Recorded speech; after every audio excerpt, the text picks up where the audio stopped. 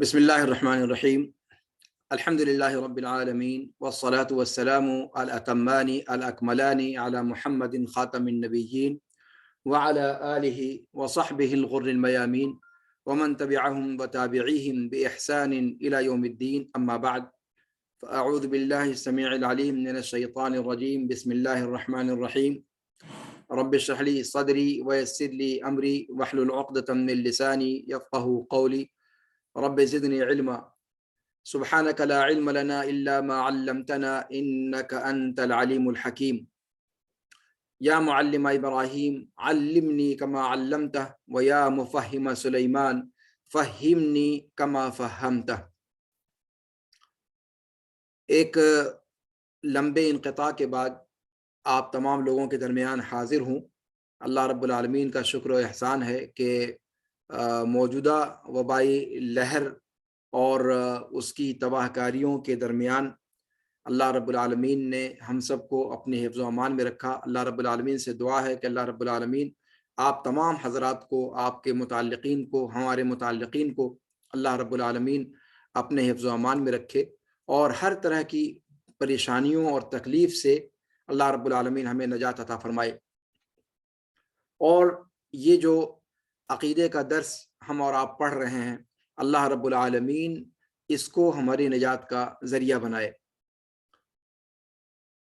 آج کا درس انشاءاللہ العزیز جہاں پر ہم رکے تھے اس سے آگے آج پڑھیں گے. اور آج جو چیزیں زیر بحث آنی ہیں وہ بھی بہت ہی معرکۃ الآراء اور عقیدے کے بہت بنیادی مسائل ہیں جن کی تفصیل آج انشاءاللہ ہم اور آپ پڑھیں گے. ساتھ میں سب سے پہلے ہم شفاعت کے موضوع سے شروع کریں گے اور پھر اس کے بعد انشاءاللہ جتنا وقت میسر آیا اس کے اعتبار سے ہم انشاءاللہ آگے اپنی گفتگو جاری رکھیں گے.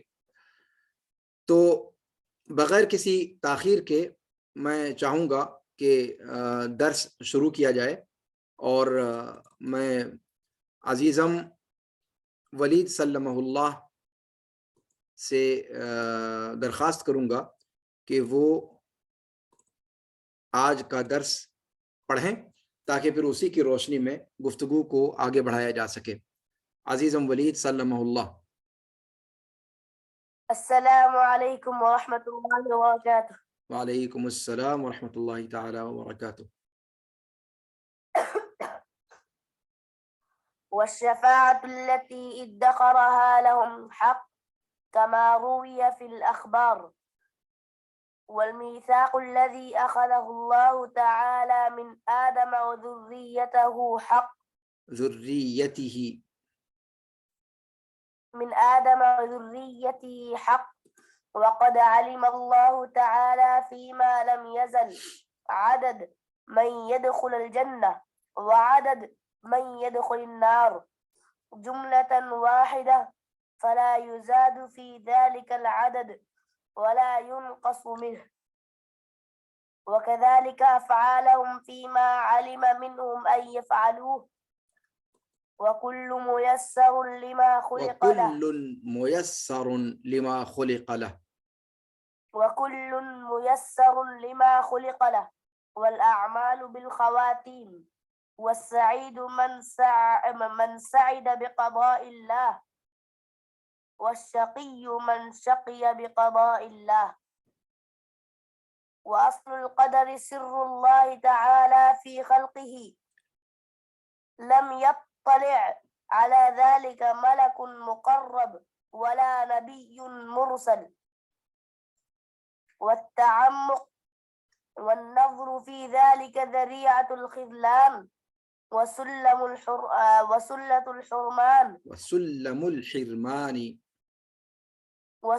الحرمان ودرجة الطغيان.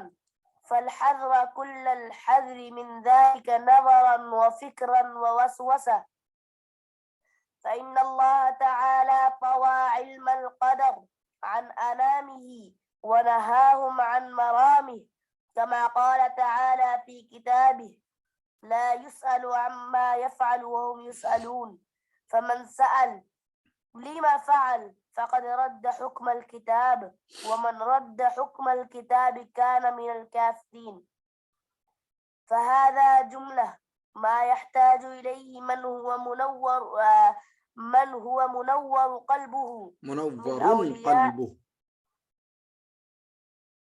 منور قلبه من هو منور قلبه من أولياء الله تعالى، وهي درجة الراسخين في العلم، لأن العلم علمان: علم في الخلق موجود وعلم في الخلق مفقود، فإنكار العلم الموجود كفر،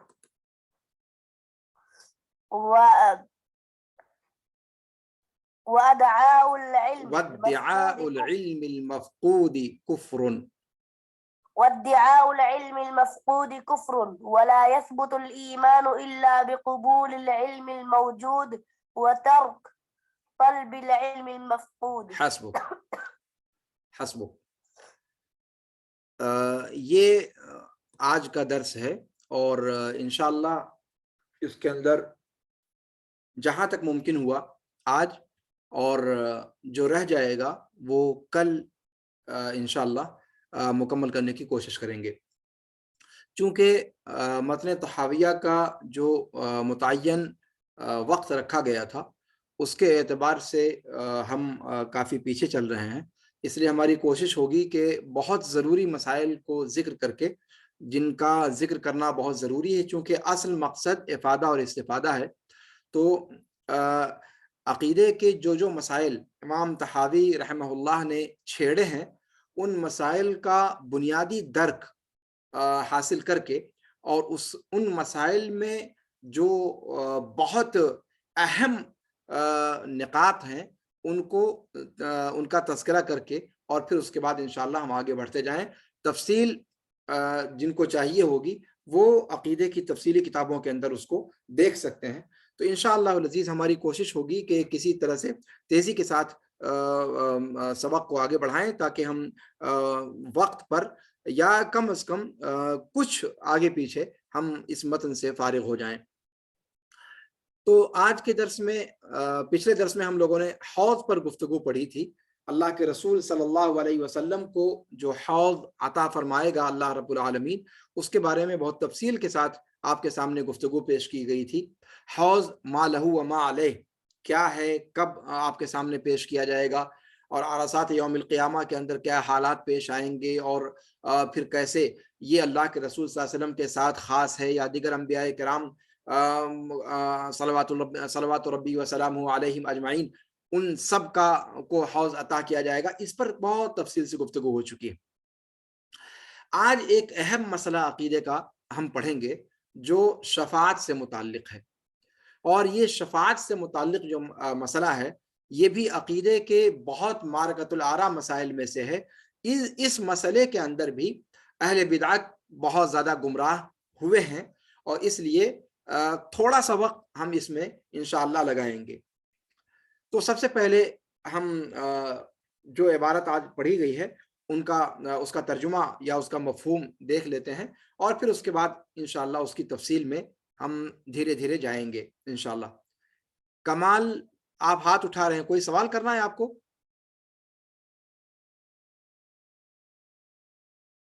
کمال نے ہاتھ اٹھا رکھا ہے. کیا ابھی تک جو باتیں کہی گئی اس میں کوئی سوال ہے؟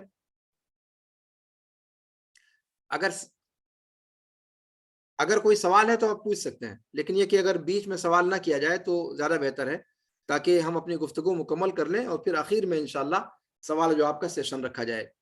جی، تو امام طحاوی رحمہ اللہ آج کے درس میں فرماتے ہیں کہ وَالشَّفَاعَةُ الَّتِي ادَّخَرَهَا لَهُمْ حَقٌّ كَمَا رُوِيَ فِي الْأَخْبَارِ، کہ شفاعت کا مسئلہ جو اللہ رب العالمین نے آپ صلی اللہ علیہ وسلم کے لیے سنبھال کر رکھا ہے، یہ حق ہے، جیسا کہ اخبار میں روایت کیا گیا ہے، روایت بیان کی گئی ہے، جیسا کہ احادیث شریفہ میں آیا ہوا ہے.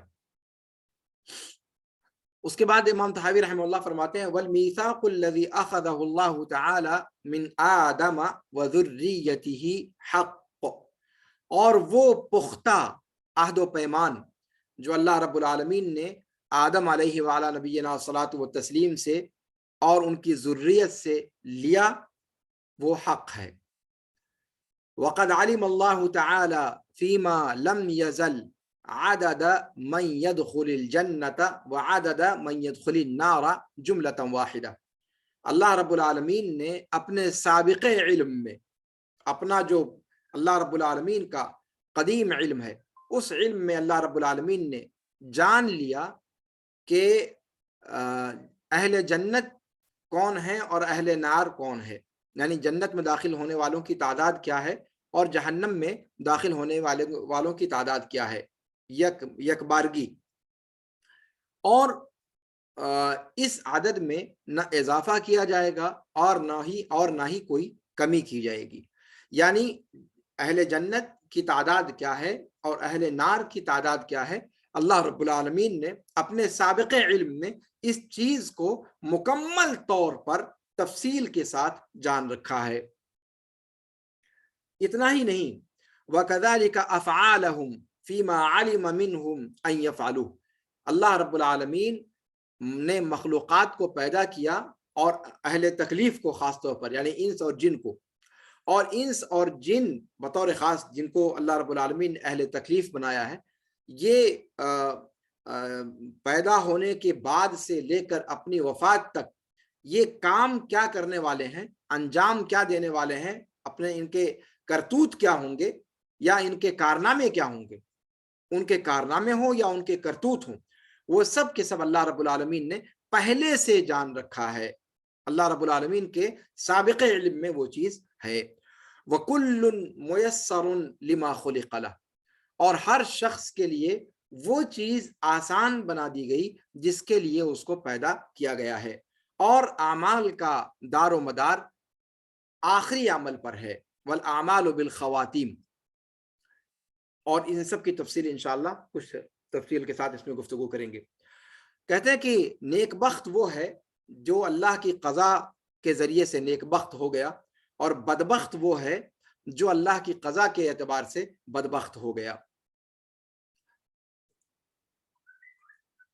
اور تقدیر کی اصل وَأَصْلُ الْقَدَرِ سِرُّ اللَّهِ تَعَالَى فِي خَلْقِهِ، اور تقدیر کی بنیاد، تقدیر کی اساس یہ ہے کہ وہ اللہ رب العالمین کا ایک راز ہے اس کی مخلوقات میں۔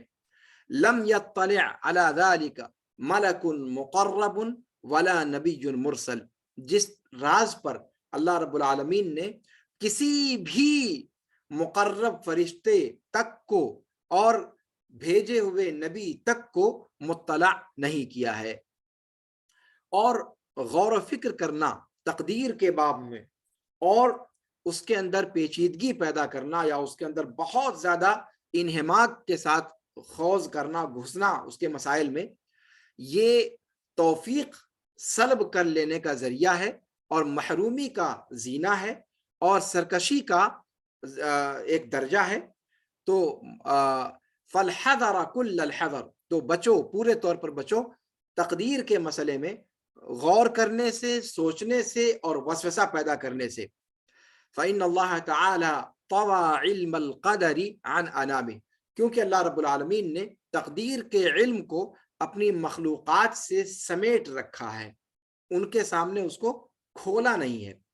وَنَهَاهُمْ عَنْ مَرَامِ، اور اس کے مقصد سے، اس کی اساس سے ان کو روکا ہے، منع کر دیا ہے۔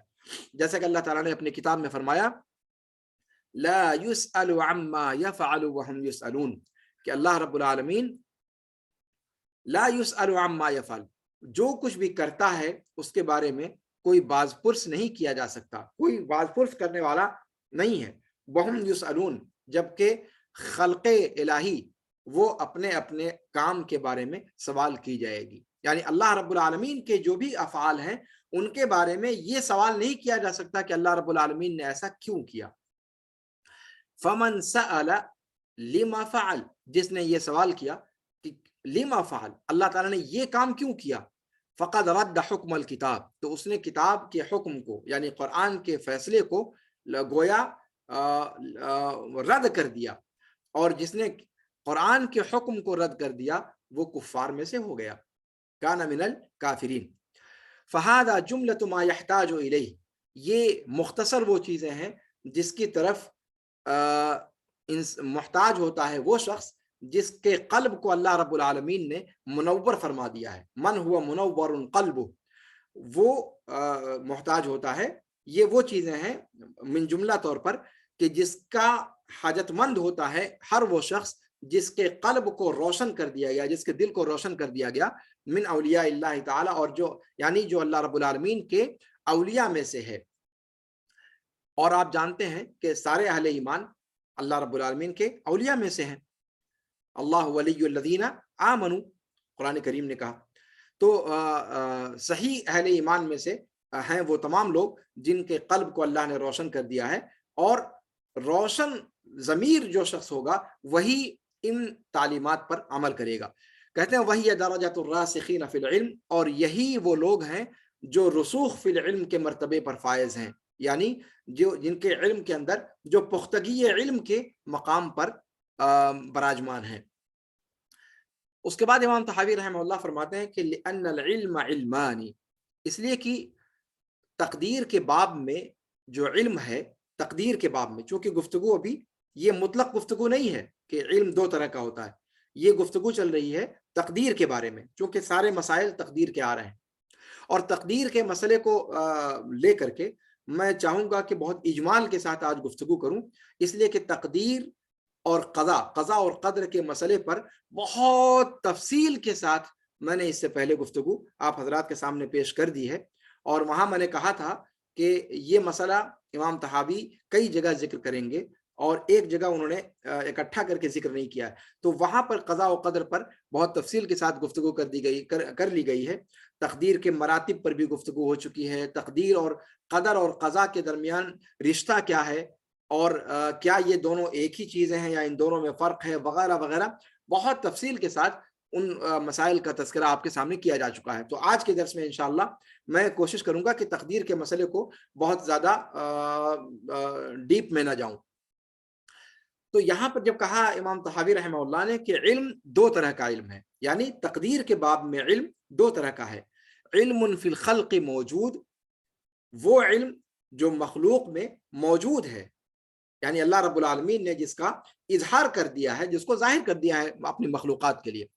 وعلم فی الخلق مفقود، اور دوسری قسم علم کی تقدیر کے باب میں اس علم کی ہے جو مخلوقات میں موجود نہیں ہے، یعنی جس کی حقیقت اللہ رب العالمین نے آشکار نہیں کی ہے، جس کی اساس کو بیان نہیں کیا ہے، بلکہ اس کو اپنے علم غیب میں رکھا ہے. کہتے ہیں فَإِنْكَارُ الْعِلْمِ الْمَوْجُودِ کفر، تو جو اللہ رب العالمین کی تقدیر کا موجود علم ہے، جو مخلوقات کے سامنے ظاہر و باہر ہے، اس کا انکار کفر ہے. وَادِّعَاءُ الْعِلْمِ الْمَفْقُودِ کفر، اور ایسے ہی جو علم غیب اللہ رب العالمین نے مخلوقات کے سامنے ظاہر نہیں کیا، اس کی دعوے داری کرنا، اس کا مدعی بننا، یہ بھی کفر ہے. اس کے جاننے کا دعویٰ کرنا یہ بھی کفر ہے. گویا موجود کا انکار بھی کفر ہے اور مفقود کا دعویٰ بھی، اس کے جاننے کا دعویٰ بھی کفر ہے.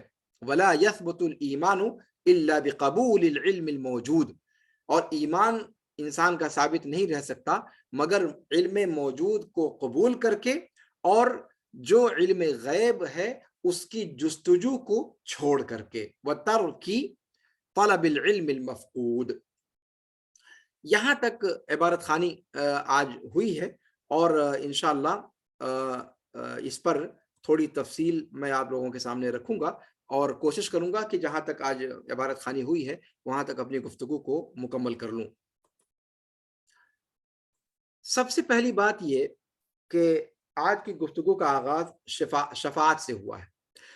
تقدیر کے مسئلے کو تو بہت زیادہ ہم تفصیل کے ساتھ نہیں بیان کریں گے، لیکن شفاعت کے مسئلے کو تفصیل کے ساتھ تھوڑا سا ذکر کرنا چاہوں گا، اس لیے کہ اس مسئلے کی جڑیں بہت گہری ہیں اور اس مسئلے کو لے کر بہت زیادہ جو عقیدے کے باب میں فرقے ہیں ان کے یہاں گمراہ کن عقائد پائے جا رہے ہیں. اور نہ صرف اہل بدعت کے ہاں بلکہ خود اپنی جماعت یا اہل حدیثوں کے یہاں عوام کے اندر اس تعلق سے جو ضروری معلومات ہیں وہ معلومات موجود نہیں ہیں. اس لیے اس پر گفتگو ذرا سا ضروری ہے. شفاعت آپ جانتے ہیں کہ یہ اللہ رب العالمین کی طرف سے اللہ کے رسول صلی اللہ علیہ وسلم کو دی جانے والی ایک بہت اہم فضیلت ہے، ایک اہم مقام ہے جو اللہ کے رسول صلی اللہ علیہ وسلم کو عطا فرمایا جائے گا. اسی لیے عطا فرمایا جائے گا، گویا ابھی یہ دیا نہیں گیا ہے. اسی لیے امام طحاوی رحمہ اللہ کی عبارت کیا ہے کہ وَالشَّفَاعَةُ الَّتِي ادخرها، یعنی جس کو اللہ رب العالمین نے بطور ذخیرہ ابھی اپنے پاس رکھا ہے، یہ امانتاً اللہ رب العالمین نے اپنے پاس رکھ چھوڑا ہے کہ یہ مقام اللہ رب العالمین، یہ فضیلت اللہ کے رسول صلی اللہ علیہ وسلم کو دے گا کل قیامت کے دن. تو اس کا ذکر روایات کے اندر بہت زیادہ آیا ہوا ہے. لیکن اس سے پہلے کہ ہم شفاعت پر تفصیلی گفتگو کریں، پہلے یہ تو جان لیں کہ شفاعت کہتے کس کو ہیں، شفاعت کسے کہا جاتا ہے، شفاعت کا لغوی اور اصطلاحی معنی کیا ہے. سب سے پہلی بات یہ کہ شفاعت شفع سے مشتق ہے. آپ جانتے ہیں کہ عربی زبان میں ایک چیز ہوتی ہے طاق اور ایک ہوتا ہے جفت. جیسے قرآن کریم نے کہا والشفع والوتر سورہ فجر کے اندر، تو شفع کہا جاتا ہے کسی چیز کو، ایک چیز کو دو بنا دینا، یعنی وتر کو طاق کو جفت کر دینا، وتر کو شفع بنا دینا. یہ اس کا لغوی معنی ہے. شفع کا لغوی معنی کیا ہوا؟ کسی اکیلے چیز کو جوڑا بنا دینا، یعنی اکیلی اکلوتی کوئی چیز ہے اس کو، اس کا جوڑا ساتھ میں اس کو جوڑ دینا کسی چیز کے ساتھ، اس کے ہم مثل چیز کے ساتھ. تو گویا یہ لغوی معنی ہوا کہ یہ عربی زبان میں لغت کے اعتبار سے یہ زوج کے معنی میں ہے، فرد کا اپوزٹ، فرد کا ضد. فرد کا معنی یکا تنہا اور زوج کا معنی دو یا جوڑا. اچھا، یہ لغت کے اعتبار سے اس کا معنی ہوا. شرعی اعتبار سے یا اصطلاح میں شفاعت کسے کہا جاتا ہے؟ کہتے ہیں کہ شفاعت کہا جاتا ہے، شفاعت جب بولا جاتا ہے تو اس سے مراد یہ ہوتا ہے کہ کسی محتاج کی محتاجگی کو یا کسی شخص کے طلب کو کسی تک پہنچانے میں اس کا ساتھ دے دینا.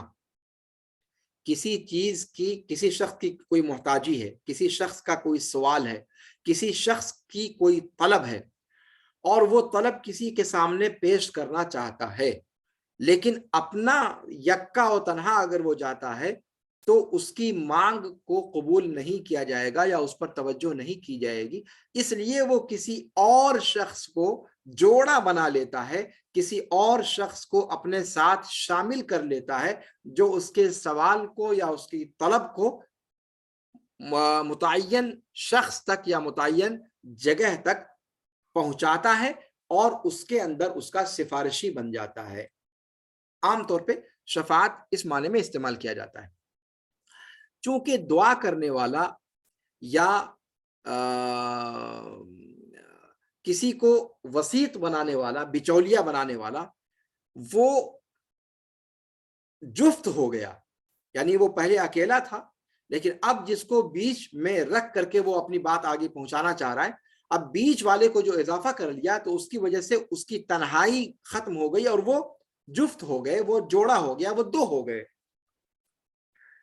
تو اس طریقے سے سائل پہلے اکیلا تھا، بعد میں اپنے سوال کو متعین جگہ تک پہنچانے کے لیے جس کو اس نے بیچ میں ذریعہ بنایا، اس ذریعہ کی وجہ سے وہ سائل اکیلا نہ رہ گیا، وہ دو ہو گئے، جوڑا بن گیا. یہیں سے شفاعت کا معنی اسی سے لیا جاتا ہے.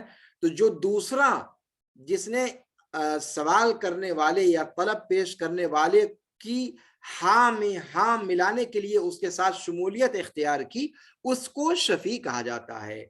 دھیان دیجیے گا، جو شخص محتاج ہے، جو شخص اپنی بات پیش کرنا چاہتا ہے، اس کی ہاں میں ہاں ملانے کے لیے یا اس کی تائید کرنے کے لیے یا اس کی سفارش کرنے کے لیے جو اس کے ساتھ جڑا آ کر کے، اس کو شفیع کہا جاتا ہے. اس لیے کہ اس نے سوال کرنے والا جو اکیلا تھا، اس کے اکیلے پن کو ختم کر کے اس کو جوڑا بنا دیا، اس کو دو کر دیا. تو اس طریقے سے گویا اس کے ساتھ مل کر کے وہ دوسرا بن گیا. تو یہ ہے شفاعت کا مفہوم. شفاعت لغت کے اندر کہا جاتا ہے سوال کو.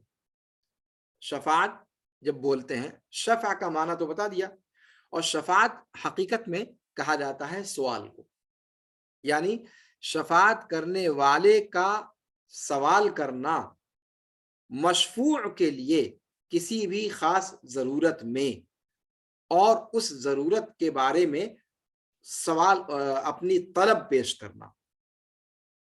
یہ ہم اور آپ اس کو استعمال بھی کرتے ہیں، اپنی گفتگو میں دیکھتے ہیں.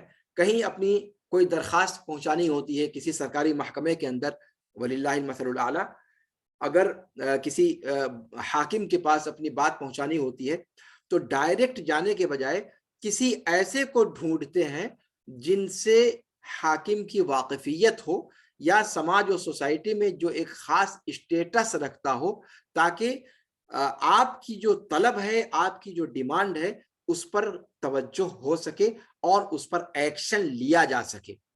ورنہ آپ اپنے طور پر بھی جا کر کے دے سکتے ہیں، لیکن اس کا فائدہ یہ جو ہے یہ ہوگا کہ وہ وہاں جا کر کے فائلوں میں دب جائے گا، لیکن اس پر کارروائی نہیں ہوگی.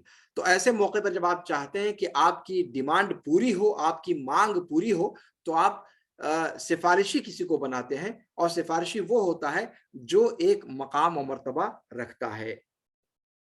تو ایک اس طریقے سے گویا جس شخص کو بیچ میں ڈالا جاتا ہے اپنی بات کو پہنچانے کے لیے، گویا وہ آپ کی مانگ میں شامل ہو کر کے وہ خود بھی سوالی بن کر کے اس کے پاس جاتا ہے. گویا حاکم کے پاس وہ یہ کہتا ہوا جاتا ہے کہ یہ مانگ میں آپ سے کر رہا ہوں، گویا یا یہ میں آپ سے مطالبہ کر رہا ہوں کہ اس کی مانگ کو پورا کر دیں. تو اس طریقے سے گویا جو بیچ میں شخص ہوتا ہے وہ بھی سوال ہی کر رہا ہوتا ہے اس شخص سے جو حاکم ہے.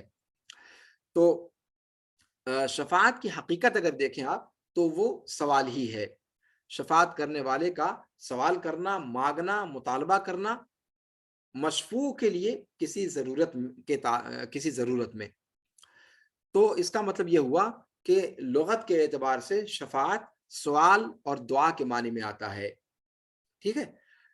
اگر کوئی شخص کسی سے کہتا ہے کہ اشفع لی عند فلان، کہ فلاں کے پاس میری شفاعت کر دیجئے، تو اس کا معنی کیا ہوتا ہے؟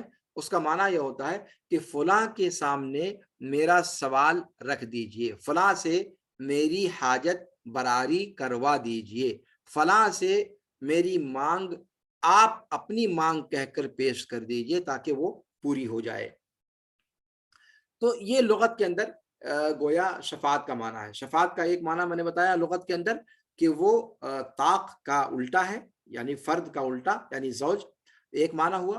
اور دوسرا معنی شفاعت کا سوال اور دعا، سوال اور دعا، یہ لغت کے اعتبار سے.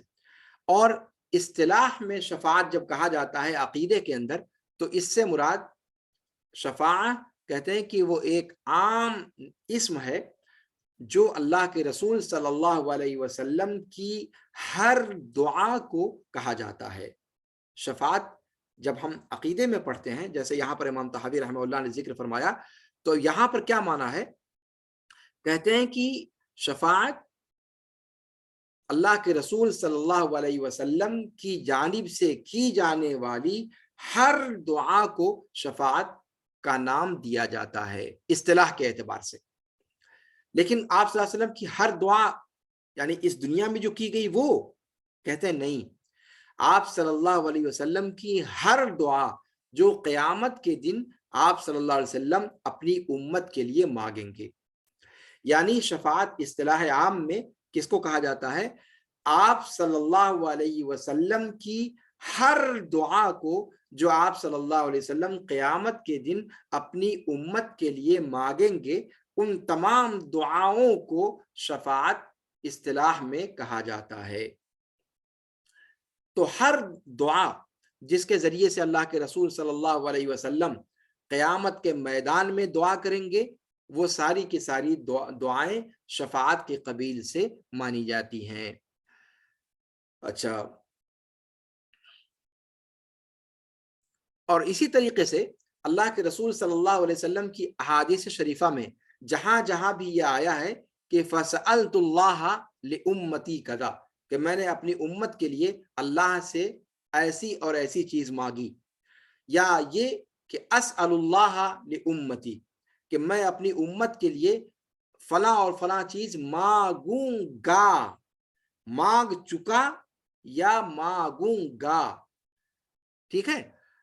یا پھر یہ کہ فادع اللہ لامتی, یا اس طرح کے الفاظ آئے ہیں کہ میں اپنی امت کے لیے دعا کروں گا.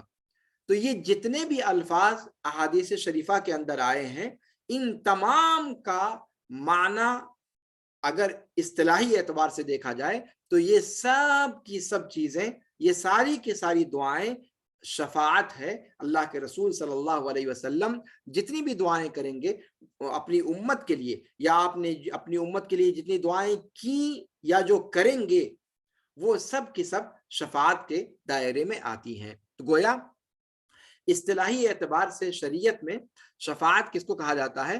ان تمام دعاؤں کو جو اللہ کے رسول صلی اللہ علیہ وسلم نے اپنی امت کے لیے کی یا قیامت کے دن آپ صلی اللہ علیہ وسلم اپنی امت کے لیے کریں گے. یہ تمام کی تمام دعائیں اللہ کے رسول صلی اللہ علیہ وسلم کی جو ہیں وہ شفاعت شمار کی جاتی ہیں.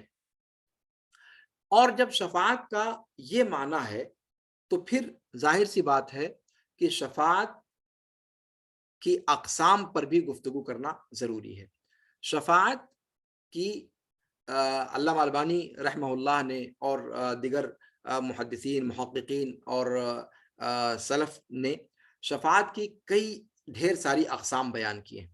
چونکہ آپ صلی اللہ علیہ وسلم کی اپنی امت کے لیے دعائیں الگ الگ مواقع پر ثابت ہیں, اور ان اعتبارات سے اللہ کے رسول صلی اللہ علیہ وسلم جو شفاعت کریں گے اپنی امت کے لیے, اس شفاعت کے اقسام کو بھی لوگوں نے ذکر کیا ہے. علامہ البانی رحمہ اللہ نے تحاویہ کی شرح میں تقریباً 8 قسموں کا تذکرہ فرمایا ہے. شفاعت کی کتنی قسموں کا ذکر فرمایا ہے؟ 8 قسموں کا تذکرہ فرمایا ہے. اچھا, اس پر ہم گفتگو انشاءاللہ بعد میں کریں گے. اس سے پہلے ایک چیز اور ذکر کر دی جائے کہ شفاعت جو ہے اپنے حکم کے اعتبار سے 2 قسم پر مشتمل ہے. پہلی دنیا کے اندر شفاعت, اور دوسری آخرت کے اندر شفاعت. یہاں کون سی شفاعت مراد ہے؟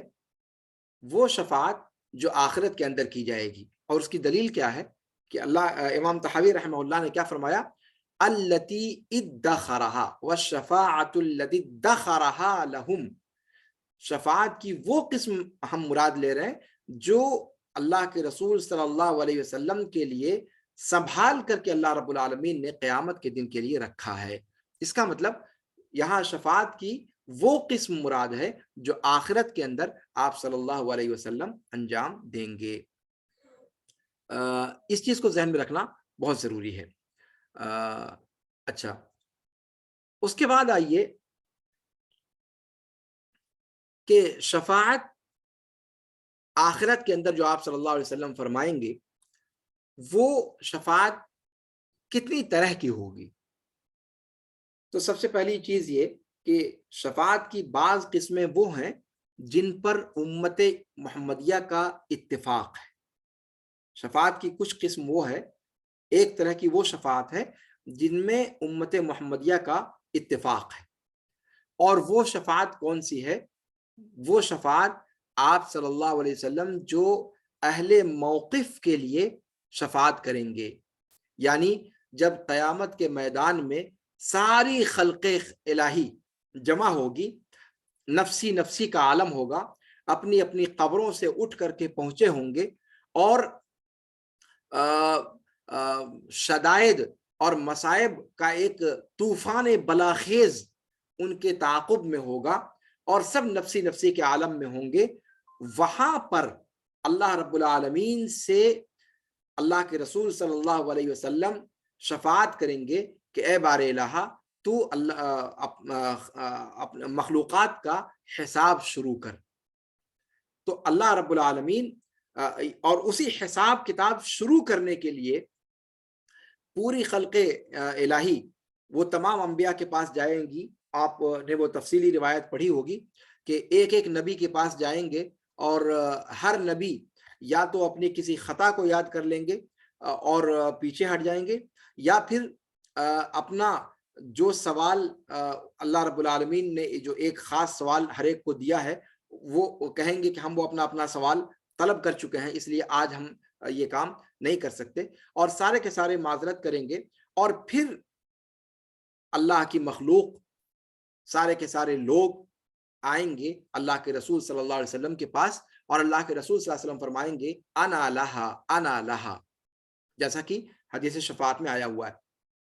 تو یہ والی جو شفاعت ہے، جو مخلوقات کے حساب کو شروع کرنے کے لیے ان کو ان کی پریشان حالی سے، اور جو ایک عجیب گہما گہمی کا جو ماحول ہوگا اور پریشان ہوں گے لوگ، اس پریشانی سے نجات کے لیے کہ اللہ رب العالمین حساب کتاب کا مرحلہ شروع کرے، وہ جو شفاعت کریں گے اہل موقف کے لیے، یہ شفاعت اس پر پوری امت اسلامیہ کا اتفاق ہے، اس میں کسی کا اختلاف نہیں ہے. شفاعت کی ایک دوسری قسم ہے جس کا انکار کیا ہے معتزلہ نے، خوارج نے اور کچھ گروہوں نے. اور وہ شفاعت کیا ہے؟ وہ شفاعت اللہ کے رسول صلی اللہ علیہ وسلم اپنی امت کے ان لوگوں کے لیے فرمائیں گے جو کبیرہ گناہوں کے مرتکب ہیں، یعنی اہل کبائر کے لیے. اب اس میں جو شفاعت کی جائے گی، 1 منٹ باقی رہ گیا ہے. آپ لوگوں سے درخواست ہے کہ انشاءاللہ اگر یہ بند ہو جاتا ہے تو دوبارہ پھر اسی لنک کو کلک کر کے آپ دوبارہ جوائن ہو جائیں تاکہ درس فی الفور آگے بڑھایا جا سکے. تو اہل کبائر کے لیے جو آپ صلی اللہ علیہ وسلم کی شفاعت ہوگی وہ 2 طرح کے لوگوں کے لیے ہوگی. ایک وہ جو جہنم کے مستحق ہو چکے ہوں گے اپنے کبیرہ گناہوں کی وجہ سے، لیکن آپ صلی اللہ علیہ وسلم کی شفاعت کی وجہ سے وہ جہنم کے مستحق ہونے کے باوجود آپ صلی اللہ علیہ وسلم کی شفاعت کے حقدار ہو جانے کی وجہ سے اس سے روک لیے جائیں گے اور جہنم میں داخل نہیں کیے جائیں گے. اہل کبائر میں سے دوسری قسم وہ ہے جو جہنم میں آلریڈی داخل ہو چکی ہوگی اپنے کبیرہ گناہوں کی وجہ سے، لیکن